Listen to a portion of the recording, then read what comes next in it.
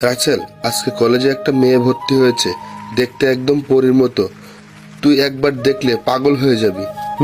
রাসেল, জয় ঠিক কথা বলেছে। আমিও দেখেছি, কিন্তু দেখে মনে হয় অনেক দেমাগ মেয়েটার। তোর সাথে কিন্তু ভালো মানাবে। আরে তোরা কাকে কি বলছিস? ও করবে প্রেম? যে ছেলে কলেজে অনেক মেয়ের প্রপোজ পেয়েছে, কিন্তু তার নাকি কোনো মেয়েকে ভালো লাগেনি, আবার সে করবে প্রেম? রিয়া, তুই ঠিক বলছিস। ওর মতো ছেলে কোনোদিন প্রেম করতে পারবে না। কেন, আমি কি প্রেম করতে পারি না? তাহলে তুই নতুন মেয়েটার সাথে প্রেম করে দেখা। যদি পারিস তাহলে আমরা সবাইকে এই উপলক্ষে পার্টি দেব। ঠিক আছে, আগামী 10 দিনের ভিতর আমি ওই মেয়েটার সাথে প্রেম করে দেখাবো। যদি প্রেম করতে পারি তাহলে আমি কি পাবো? তুই যা চাস তাই পাবি, আগে প্রেম করে দেখা। ওকে, তোরা রেডি থাকিস, যেটা চাইবো সেটা যেন পাই। ওকে, ঠিক আছে, এখন চল, ক্লাসের সময় হয়ে গেছে। ঠিক আছে, চল।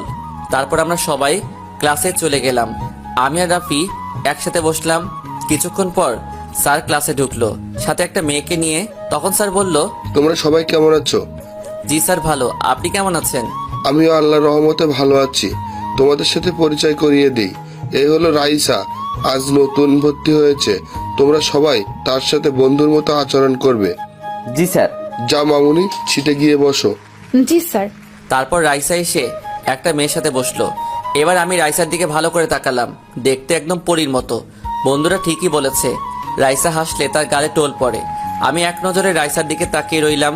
হঠাৎ রাফি আমাকে ধাক্কা দিয়ে বলল, কি মামা, এমন করে তাকিয়ে আসো কেন? কোথায়? আমি তো স্যারের কথা শুনছি। বুঝি, আমাকে কি তোর বাচ্চা মনে হয়? বলছিলাম না, একবার দেখলে পাগল হয়ে যাবে। তো তোমার কাজ শুরু করবে কবে থেকে?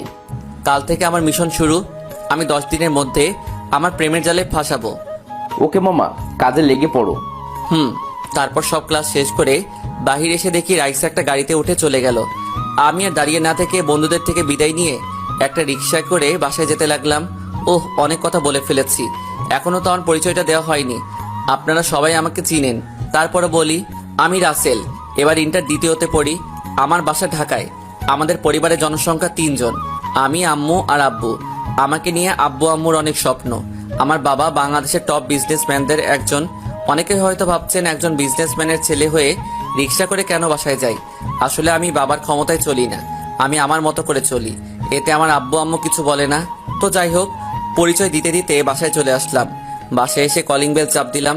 কিছুক্ষণ পর আম্মু এসে দরজা খুলে দিল। আমি বললাম, আম্মু খিদে লেগেছে, খেতে দাও।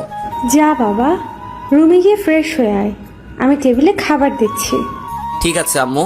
তারপর আমার রুমে এসে খাটে স্কুল ব্যাগটা রেখে ওয়াশরুমে